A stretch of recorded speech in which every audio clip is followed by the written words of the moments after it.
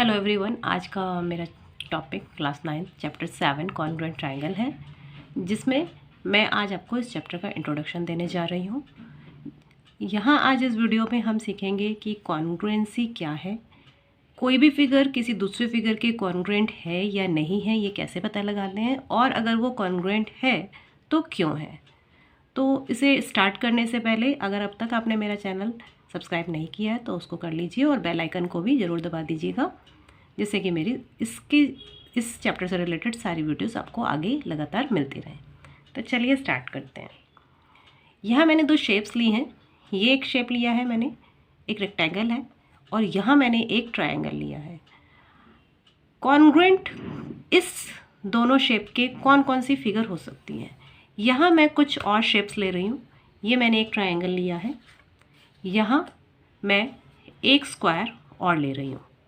तो ये कुछ 4 शेप्स मैंने ले ली यहाँ पर, और अब हम पता लगाएंगे कि क्या ये फिगर आपस में कॉन्ग्रुएंट है या नहीं। कॉन्ग्रुएंट का मतलब कोई भी दो ऑब्जेक्ट अगर एक दूसरे के ऊपर रख दिए जाएं और नीचे वाला ऑब्जेक्ट, नीचे वाली शेप ऊपर वाले शेप से पूरी तरह से ढक जाए, तो उस तरह की जो फिगर्स होती हैं वो कॉन्ग्रुएंट कहलाती हैं। जैसे अगर आपने एक ही साइज़ के कुछ बैंगल्स लिए, एक बैंगल के ऊपर दूसरा बैंगल अगर आप रख देते हैं तो वो कॉन्ग्रुएंट शेप हो जाती है। यहाँ मैंने 2 शेप्स ली हैं। इन दोनों शेप्स में हमें पता लगाना है कि क्या ये कॉन्ग्रुएंट है या नहीं। तो इसके लिए आप क्या करेंगे, इस शेप को उठाकर हम धीरे से इसके ऊपर रख देते हैं। तो आप देख सकते हैं कि जब हमने इस शेप को इसके ऊपर रखा तो ऊपर वाले शेप ने नीचे वाले शेप को पूरी तरह से ओवरलैप नहीं किया है, मतलब पूरी तरह से इसको कवर ना किए करते हुए साइड से इधर ये जगह नीचे के शेप की आपको दिखाई दे रही है। ये पूरी तरह से उसको ढक नहीं पाया है। और चाहे तो आप इसको घुमाकर भी देख सकते हैं। क्या ऐसे घुमाने से हो रहा है, तो ऐसे भी नहीं हो रहा है। इसका मतलब ये शेप और ये शेप आपस में कॉन्ग्रुएंट नहीं है। अगर हम इन दोनों ट्रायंगल्स को ले लेते हैं, अब आप देख सकते हैं कि ये एक ट्रायंगल है, ये एक ट्रायंगल है। आप अगर ऐसे रखते हैं तो ये इसको नहीं ढक पा रहा है, लेकिन अगर हम इसको किसी और डायरेक्शन में उठाकर घुमाकर इसके ऊपर धीरे से प्लेस करते हैं तो आप देख सकते हैं कि ये नीचे वाला ट्रायंगल ऊपर वाले ट्रायंगल से पूरी तरह से ढक जाता है। तो ये दोनों जो शेप्स हैं, ये रेड कलर का ट्रायंगल और जो नीचे ब्लू कलर का ट्रायंगल है, ये दोनों आपस में कॉन्ग्रुएंट शेप्स कहला सकती हैं। यहाँ जो मेरा टॉपिक है वो कॉन्ग्रुएंट ट्रायंगल का है। उसमें अगर आप यहाँ कॉन्ग्रुएंट शेप और देखना चाहते हैं तो आप देख सकते हैं, ये मैंने एक और पीस लिया है। तो अगर हम इसको इसके ऊपर रखते हैं तो आप देख सकते हैं कि इससे आपने नीचे वाले को पूरी तरह से ओवरलैप कर दिया इस पीस से। तो यानी ये रेक्टेंगल और ये रेक्टेंगल पीस जो है, ये दोनों कॉन्ग्रुएंट फिगर्स हैं। ये दोनों शेप्स कॉन्ग्रुएंट हैं, लेकिन ये दोनों शेप्स कॉन्ग्रुएंट नहीं हैं। और सिमिलरली अगर इन दोनों ट्रायंगल की बात करें तो ये दोनों एक दूसरे को पूरी तरह से ओवरलैप कर पाते हैं, यानी ये दोनों ट्रायंगल यहाँ पर कॉन्ग्रुएंट ट्रायंगल होते हैं। तो चलिए थोड़ा और बताती हूँ मैं इसके बारे में आपको।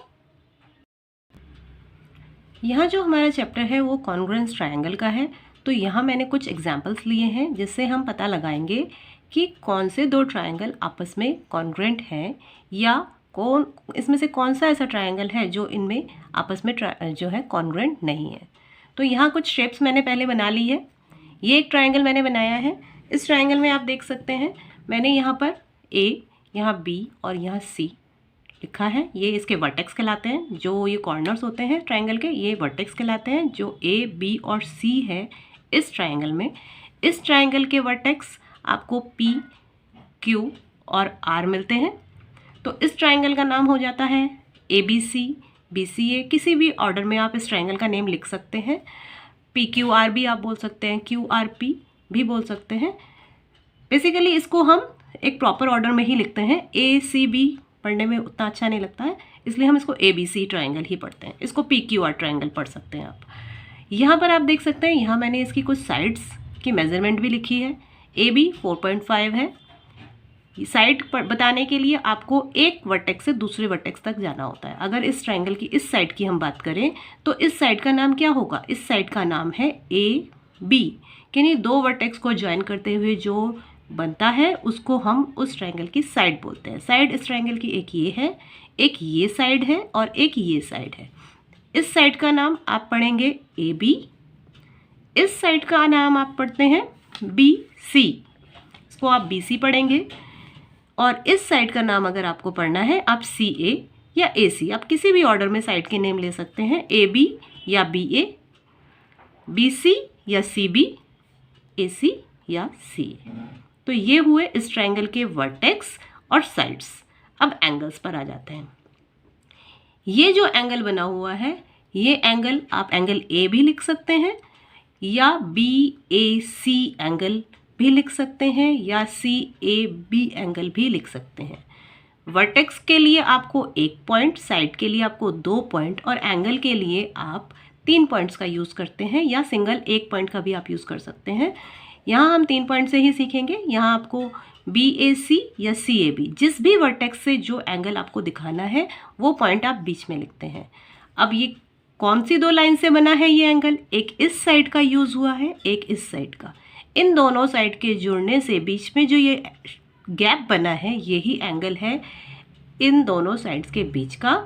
तो अगर आपको इसका नेम बताना है तो आप बी ए सी या सी ए बी बता सकते हैं, लेकिन दोनों ही केस में ये वर्टेक्स बीच में आपको लिखना होता है। आप इसको एंगल बी ए सी भी लिख सकते हैं और एंगल सी ए बी भी लिख सकते हैं। आप देख सकते हैं कि दोनों ही केस में एंगल ए, ये जो वर्टेक्स है ये बीच में आ रहा है।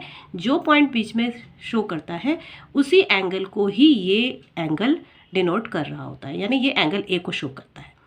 अगर हम इस एंगल पर आ जाते हैं तो यहाँ पर ये वर्टेक्स बी है। इस एंगल को हमें अगर लिखना है तो हम इसको कैसे लिखेंगे? ये वर्टेक्स हमको बीच में लेना है। आप बाकी दोनों पॉइंट से होते हुए एंगल का नेम लिख सकते हैं। ए बी सी भी लिख सकते हैं आप, और सी बी ए। आप इसको लिख सकते हैं ए बी सी या सी बी ए। दोनों केसेस में ये जो वर्टेक्स बी है ये बीच में आ गया है, क्योंकि जिस भी वर्टेक्स के पास हमें गैप को दिखाना है, जिस एंगल को दिखाना है, वो पॉइंट हमें हमेशा बीच में लेना होता है और बाकी के 2 पॉइंट आप आगे पीछे कर सकते हैं। इस एंगल का नेम अगर आपको बताना है तो यहाँ वर्टेक्स सी हो जाता है, बाकी के 2 पॉइंट बचे ए बी। अब आप इसका नाम कैसे बनाएंगे? एक इसको बना सकते हैं एंगल ए सी बी या एंगल बी सी ए। इसको हम लिख सकते हैं एंगल ए सी बी। ये वर्टेक्स इस गैप को शो करता है, इस एंगल को दिखाना चाह रहे हैं तो ये पॉइंट बीच में लिया मैंने। और दूसरा एक तरीका है कि आप बी को पहले ले लीजिए, बी सी ए। तो इस तरह से आप किसी ट्रायंगल के एंगल्स के नेम भी बता सकते हैं, साइड्स बता सकते हैं और वर्टेक्स बता सकते हैं। अभी जो हमारा टॉपिक है वो बेसिकली कॉन्ग्रुएंस ऑफ 2 ट्रायंगल्स, उसको पता लगाने का है। तो यहाँ पर एक ट्रायंगल मैंने बनाया है और एक ट्रायंगल मैंने यहाँ भी बनाया है। यहाँ पर आप देख सकते हैं कि मैंने इस साइड की लेंथ 4.5 ली है, इस साइड की लेंथ 5.5 ली है और इस साइड की लेंथ 5 सेंटीमीटर। इस ट्रायंगल पर आप देखिए, यहाँ पर ये साइड 4.5 है जो कि इसमें भी है, एक साइड यहाँ 5.5 इधर मिल रही है, लेकिन इस ट्रायंगल में वो 5.5 यहाँ मिल रहा है आपको, और ये जो 5 सेंटीमीटर एक साइड इसमें मिली है वो आपको यहाँ पर मिल रहा है। तो आप देख सकते हैं इस ट्रायंगल की 3 साइड्स इस ट्रायंगल के तीनों साइड के बिल्कुल बराबर हैं। तो जब ऐसा केस बनता है कि किसी ट्रायंगल की 3 साइड आपस में बराबर हो जाएं और साथ ही तीनों एंगल भी आपस में बराबर हों, तो इस तरह के ट्रायंगल कॉन्ग्रुएंट ट्रायंगल कहलाते हैं। साइड्स तो यहाँ बराबर हो चुकी हैं, मेजरमेंट में आपको बता चुकी हूँ। एंगल्स भी देख लेते हैं। ये जो एंगल ए है या बी ए सी है, इसको मैंने एक ट्रायंगल, ग्रीन कलर के ट्रायंगल से डिनोट किया है। आप इधर ट्रायंगल पे आइए, यहाँ पर मैंने एक ग्रीन कलर का ट्रायंगल यहाँ बनाया है, यानी ये जो एंगल इस ट्रायंगल का है, इस ट्रायंगल के इस एंगल के बराबर है। इसका एंगल ए इसके एंगल पी के इक्वल है। क्या बराबर है आपस में? यहाँ पर एंगल ए और एंगल पी आपस में बराबर है। यहाँ पर जो बी वर्टेक्स या बी एंगल पे मैंने एंगल शो किया है वो मैंने पर्पल कलर का एक स्क्वायर बनाया है, और इसी तरह का पर्पल कलर का एक स्क्वायर मैंने यहाँ पर क्यू वर्टेक्स के साथ बनाया है, यानी ये शो करता है कि ये दोनों एंगल आपस में बराबर है, एंगल बी और एंगल क्यू आपस में बराबर है।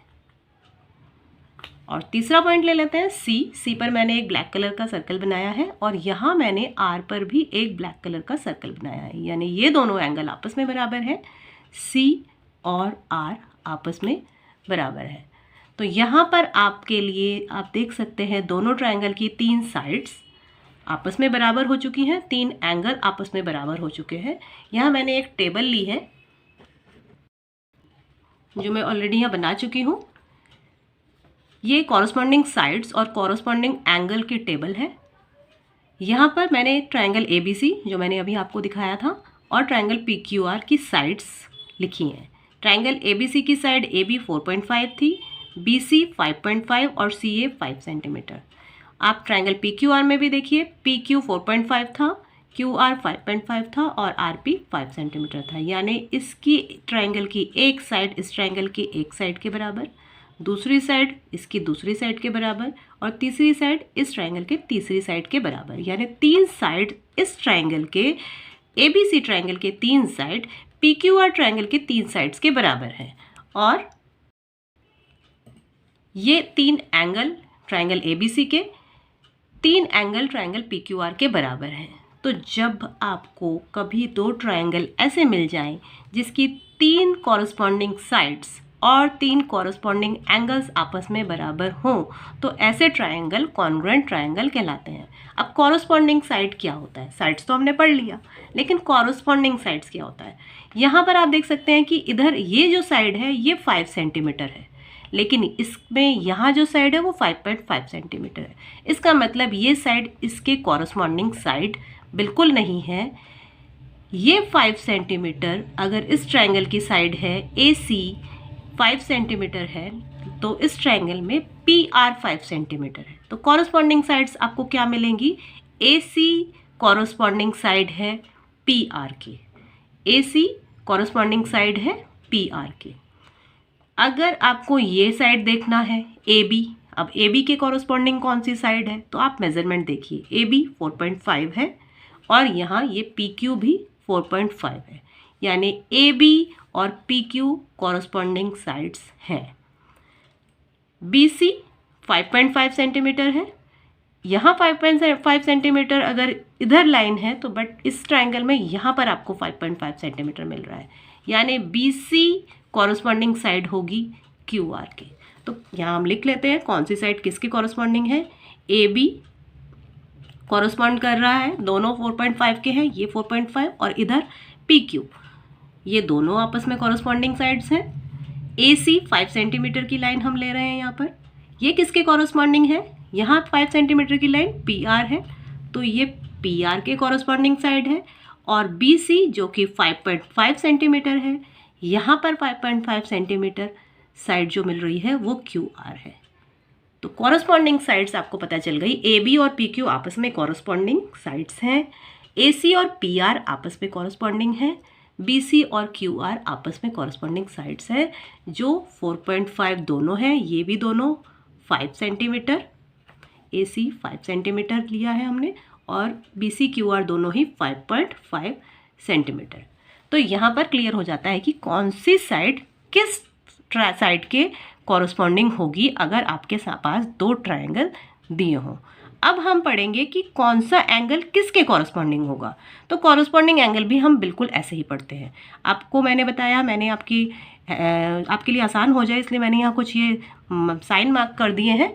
एंगल A पर मैंने एक ट्रायंगल बनाया है और यहाँ पर P पर मैंने ट्रायंगल बनाया, तो ये दोनों एंगल आपस में बराबर हैं। जो दोनों आपस में बराबर होंगे वही आपस में कॉरस्पॉन्डिंग होंगे। Angle A corresponding side angle होगा एंगल P के, एंगल B कॉरस्पॉन्ड करेगा एंगल Q को और एंगल C कॉरस्पॉन्डिंग होगा एंगल R के। तो इस तरह से आप कॉरस्पॉन्डिंग एंगल और कॉरस्पॉन्डिंग साइड्स पता लगा सकते हैं। जब आपको मिल जाता है कि 3 एंगल और 3 साइड किसी एक ट्रायंगल के किसी दूसरे ट्रायंगल के 3 एंगल और 3 साइड के बराबर हो जाए तो ऐसे ट्रायंगल कॉन्ग्रुएंट ट्रायंगल कहलाते हैं। इसको लिखते कैसे हैं, आप लिखें कि कॉन्ग्रुएंसी को लिखने के लिए ट्रायंगल ABC कॉन्ग्रुएंसी के लिए हम इक्वल का साइन लगाकर एक ऐसे कर्व देते हैं, ये कॉन्ग्रुएंसी का साइन होता है। Triangle ABC is congruent to triangle PQR। इसका ऑर्डर भी आपको होना चाहिए पता।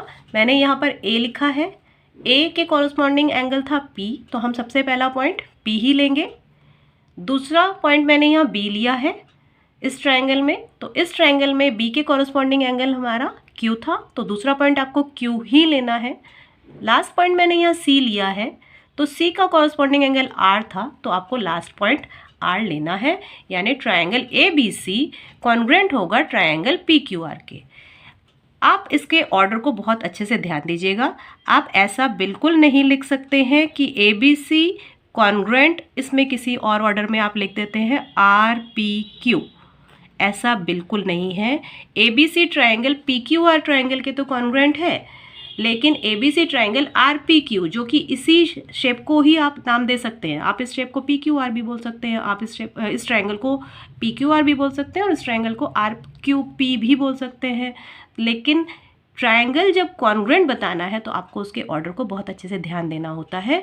क्यों ये दोनों कॉन्ग्रुएंट नहीं है? क्योंकि A कॉरस्पॉन्डिंग R के, सबसे पहला पॉइंट यहाँ A है और यहाँ सबसे पहला पॉइंट हमारे पास R मिल रहा है। A और R आपस में बराबर नहीं है। B और P, बीच में पॉइंट B मिल रहा है, यहाँ P, B और P आपस में बराबर बिल्कुल नहीं है। C लास्ट पॉइंट है और यहाँ लास्ट पॉइंट Q है।